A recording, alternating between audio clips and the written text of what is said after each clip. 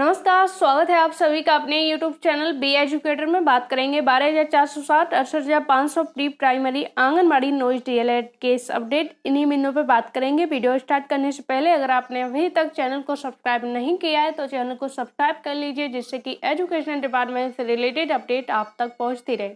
Time waste ना करते हुए हम बिंदुओं पे बात करेंगे। सबसे पहले हम बात करेंगे 12,460 भर्ती को लेके। 12,460 भर्ती की बात की जाए तो प्रीवियस हियरिंग में जैसे कि उम्मीद थी कि कोई ना कोई परिणाम इस पर निकल के आएगा, और जो चीज़ें हुई वो इसके ठीक विपरीत हुई। जैसा कि पहले से निराशा हाथ लगी थी वो इस बार भी लगी, और संभावित था कि 5 सितंबर को जो कैंडिडेट हैं वो प्रयास में थे कि 5 सितंबर को इसकी हियरिंग लगवा ली जाए, सितंबर के पहले सप्ताह में इस पर हियरिंग करवा ली जाए। लेकिन जो चीज़ें बताई जा रही थी वो नहीं हुई, और अब इसकी हियरिंग 12 सितंबर को आपको देखने को मिलेगी।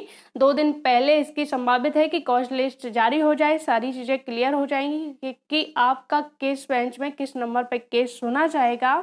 और कहीं ना कहीं जो गवर्नमेंट है वो भी इस मामले को सॉल्व करने के लिए जो है तत्पर है, क्योंकि इस मामले के लिए अलग से एडवोकेट, आपके महाधिवक्ता का अलग से पैनल तैयार किया गया है, और वो भी प्रयास में है कि इस मैटर को जल्द से जल्द सॉल्व करवाया जाए।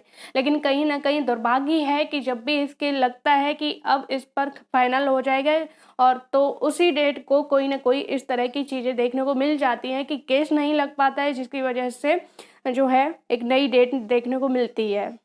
बात करेंगे 68,500 में। 68,500 में आपके 2 मैटर चल रहे हैं। एक मैटर आपका 30-33, दूसरा मैटर आपका 5%। 30-33 की बात की जाए तो स्थिति यथावत है, उसमें कोई भी चेंजिंग नहीं है। मामले जो है लिस्टेड जो केस में लिस्टेड तो हो जाते हैं, लेकिन उस पर जो है हियरिंग देखने को नहीं मिलती है, नंबर ही नहीं आ पाता। आपकी जो टीम है जो इसके लिए लड़ रहे हैं वो इस चीज़ को कंफर्म नहीं करवा पा रहे हैं कि जल्द से जल्द सुनवाई करवा के इस मैटर को सॉल्व कराया जाए।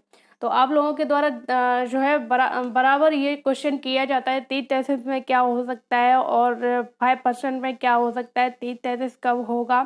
तो 30-33 के लिए आपको एक चीज़ समझनी पड़ेगी कि 30-33 मैटर अब गवर्नमेंट के हाथ में नहीं है, ना ही जो है कैंडिडेट के हाथ में है कि जो लोग इसके लिए लड़ रहे हैं वो जल्द से जल्द इसको सॉल्व करा सके। क्योंकि गवर्नमेंट से आप कहोगे, गवर्नमेंट ऑलरेडी इस मैटर के अगेंस्ट है, और मामला आपका अब जो फाइनल होगा वो आपका हाई कोर्ट से ही होगा, कोर्ट से होगा। कोर्ट जैसा निर्देश देगी उसी के अनुपालन में उसका जो है फॉलो किया जाएगा, उसका अनुपालन किया जाएगा। बात करेंगे 5% को लेके। 5% को लेके आपकी जो टीम है जो इसके लिए प्रयासरत है, लगातार धरना आपका इको गार्डन में चल रहा है, और माननीय शिक्षा मंत्री जी से मिले हुए लगभग 7 दिन हो चुके हैं, लेकिन अभी तक इस मैटर पर किसी भी प्रकार का निर्देश नहीं दिया गया है।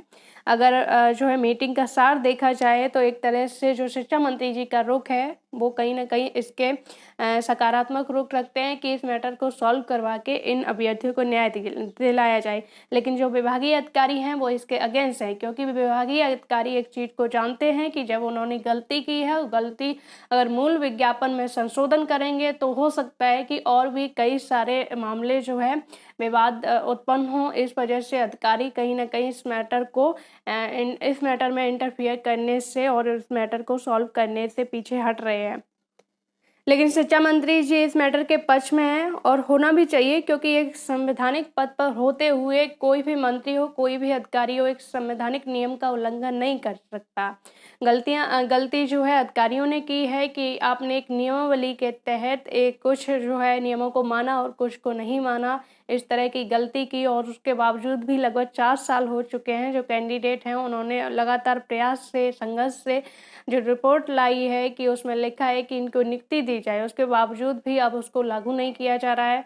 तो कहीं ना कहीं ये गलती विभाग की है, और जिसके लिए विभागीय अधिकारियों को निर्देश भी दिया गया है कि बीच का रास्ता निकाल के जो है इस मैटर को सॉल्व किया जाए। बीच का रास्ता हो सकता है कि जो कैंडिडेट हैं उनसे सामंजस्य स्थापित करके, और जो कुछ शर्तें गवर्नमेंट अपनी रखे और कुछ शर्तें जो कैंडिडेट हैं उनके समझ जो है एक सामंजस्य स्थापित करके इस मामले को हल करवाया जाए।